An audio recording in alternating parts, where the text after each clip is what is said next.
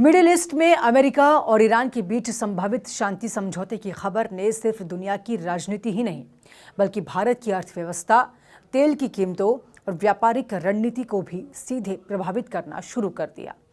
क्योंकि ये सिर्फ दो देशों के बीच तनाव कम होने की कहानी नहीं है, बल्कि उस पूरे संकट के खत्म होने की उम्मीद है जिसने पिछले कई महीनों से भारत की जेब, बाजार और व्यापारिक रास्तों पर भारी दबाव डाल रखा था। हॉर्म्यूज स्ट्रेट का खुलना, कच्चे तेल की कीमतों में गिरावट, चाबहार पोर्ट का फिर से सक्रिय होना और मध्य एशिया तक भारत की पहुंच मजबूत होने जैसी कई ऐसी बातें हैं जिन्हें भारत के लिए बड़े फायदे के तौर पर देखा जा रहा है। यही वजह है कि नई दिल्ली तक इस पूरे घटनाक्रम पर बेहद करीब से नजर बनाए हुए हैं। नमस्कार, बहुत बहुत स्वागत है न्यूज़ 18 इंडिया पर। मैं हूं आपके साथ सुरभि शिरपुरकर। पिछले कुछ महीनों से मिडिल ईस्ट में लगातार तनाव और युद्ध जैसे हालात से गुजर रहा था। अमेरिका और ईरान के बीच बढ़ते टकराव के कारण स्ट्रेट ऑफ हॉर्म्यूज पर संकट गहराता गया।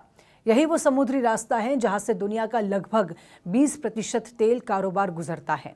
भारत के लिए इसकी अहमियत और भी ज़्यादा है क्योंकि भारत अपनी ज़रूरत का बहुत बड़ा हिस्सा खाड़ी देशों से खरीदता है। जैसे ही इस समुद्री रास्ते पर खतरा बढ़ा, पूरी दुनिया में तेल की कीमतों में भी तेज़ी से ऊपर जाने लगी। तेज़ी से असर देखने को मिला है और इसका असर भारत में भी दिखाई दिया। पेट्रोल डीजल महंगे हुए, गैस सिलेंडर की कीमतों पर भी दबाव बढ़ा, ट्रांसपोर्ट महंगा हुआ, महंगाई बढ़ने का खतरा गहराने लगा और सरकार पर तेल आपूर्ति बनाए रखने का दबाव भी बढ़ गया। लेकिन अब अमेरिका और ईरान के बीच जिस शांति समझौते की चर्चा हो रही है, उसने भारत के लिए राहत की उम्मीद पैदा कर दी है। खबरों के मुताबिक इस समझौते के तहत स्ट्रेट ऑफ हॉर्म्यूज को फिर से पूरी तरह से खोलने पर सहमति बन रही है। अगर ऐसा होता है तो दुनिया भर में तेल की आपूर्ति सामान्य होने लगेगी। इसका सबसे बड़ा और पहला असर कच्चे तेल की कीमतों पर दिखाई दे सकता है। पिछले कुछ दिनों में अंतर्राष्ट्रीय तेल बाजार में गिरावट भी दर्ज की गई है क्योंकि बाजार को लग रहा है कि अगर मिडिल ईस्ट में स्थिरता आती है तो तेल आपूर्ति रुकने का खतरा कम हो जाएगा। अब सवाल यह है कि इसका भारत को कितना फायदा हो सकता है। दरअसल भारत दुनिया के सबसे बड़े तेल खरीदने वाले देशों में शामिल है।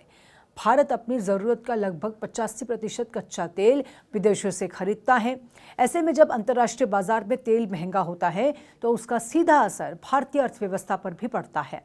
सरकार पर सब्सिडी का दबाव बढ़ता है, ट्रांसपोर्ट महंगा होता है, हवाई यात्रा महंगी होती हैं और आखिरकार महंगाई बढ़ने लगती है। लेकिन अगर कच्चा तेल सस्ता होता है तो भारत को आयात बिल में बड़ी राहत मिल सकती है। इससे सरकार पर आर्थिक दबाव भी कम होगा, रुपया मजबूत हो सकता है और पेट्रोल डीजल की कीमतों पर भी राहत मिलने की संभावना बढ़ सकती है। लेकिन इस पूरे घटनाक्रम का सबसे बड़ा फायदा सिर्फ तेल तक सीमित नहीं है। असली बड़ा मुद्दा है चाबहार पोर्ट। ईरान में स्थित चाबहार पोर्ट भारत के लिए सिर्फ एक बंदरगाह नहीं बल्कि रणनीतिक दरवाज़ा माना जाता है।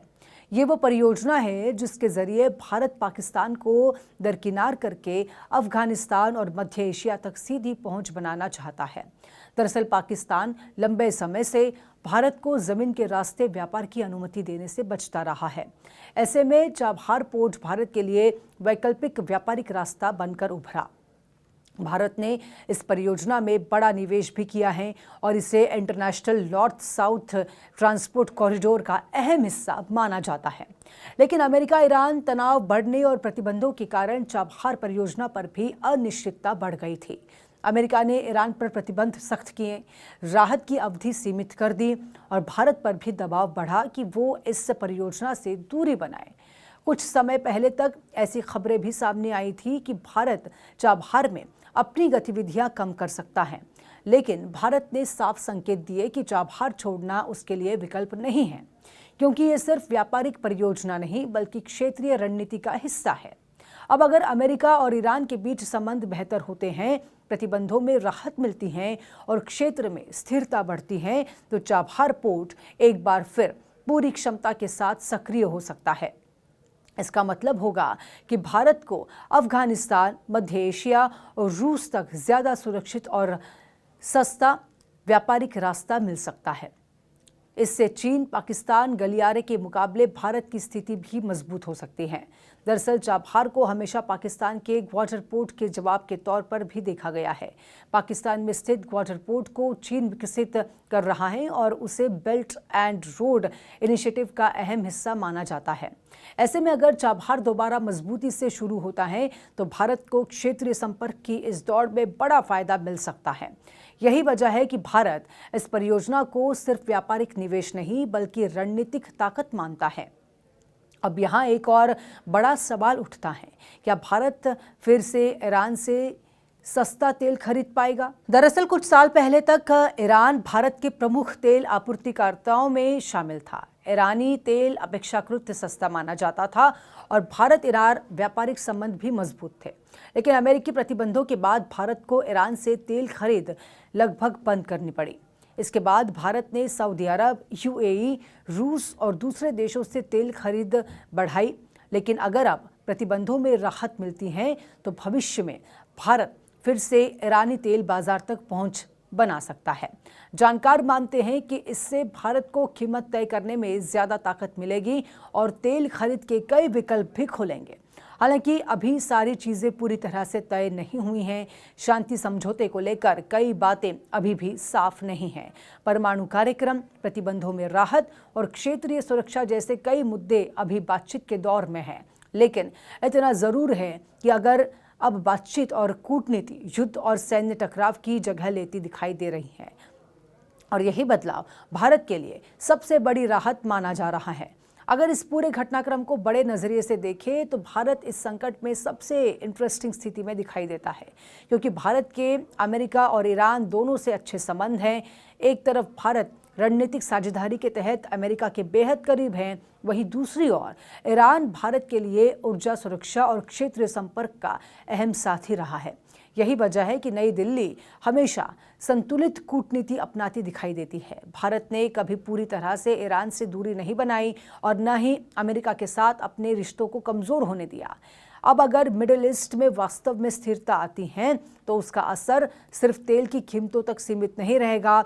इससे जहाज़ों के बीमा का खर्च भी कम हो सकता है, व्यापारिक आपूर्ति बेहतर हो सकती है, भारतीय निर्यात को फायदा मिल सकता है और कुल मिलाकर महंगाई का दबाव भी घट सकता है।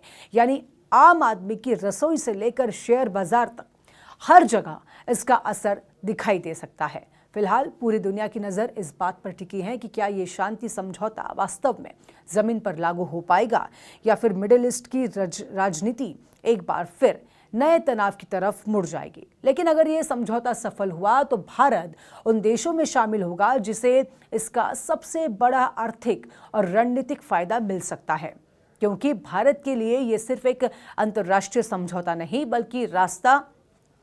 बल्कि सस्ता तेल, मजबूत व्यापारिक रास्ते, बेहतर ऊर्जा सुरक्षा और क्षेत्रीय प्रभाव बढ़ाने का बड़ा अवसर बन सकता है।